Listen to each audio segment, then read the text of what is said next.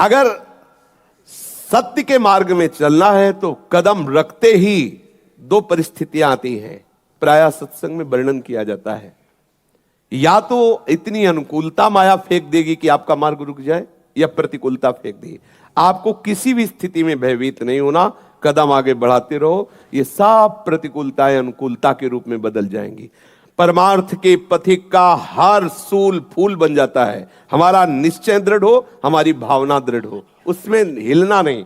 अच्छा, एक बात और, जैसे हम सत्य मार्ग में चल रहे हैं तो आप ये तो जानते हो सत्य मार्ग सत्य का मार्ग है, उसका परिणाम अमंगल कैसे हो सकता है? मंगल भवन प्रभु का नाम जपने वाला, मंगल भवन प्रभु के मार्ग में चलने वाले का अमंगल कैसे हो सकता है? भूल करके नहीं हो सकता।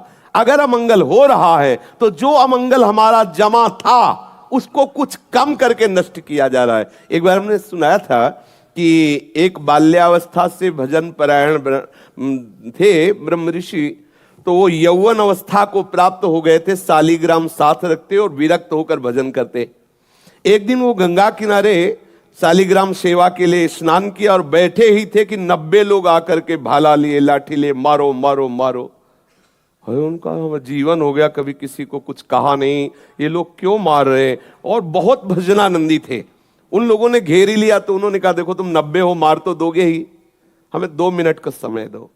उन्होंने आर्त भाव से प्रभु को पुकारा, ध्यान करते हुए कि प्रभु ऐसा क्या अपराध। तब प्रभु ने ध्यान में ही बताया कि मेरे भजन का प्रभाव तुम्हें 90 बार जन्म लेना होता और एक एक करके तुम्हारी 90 बार हिंसा करता। मेरे भजन का प्रभाव कि 90 एक साथ मारेंगे तुम मुक्त हो जाओगे, चुपचाप मेरा ध्यान करते हुए शरीर को छोड़ दो, जिससे तुम भगवत प्राप्त। तो भगवान की शरण में आने पर, भजन करने पर हमारा बहुत बड़ा अपराध छोटे में कट जाता है। तो जैसे परमार्थ में शुरू हुए तो आपके अंदर एकदम प्रतिकूलता आनी शुरू हुई, बाहर से प्रतिकूलता आनी शुरू हुई, तो घबराने की जरूरत नहीं, सफाई शुरू हो गई।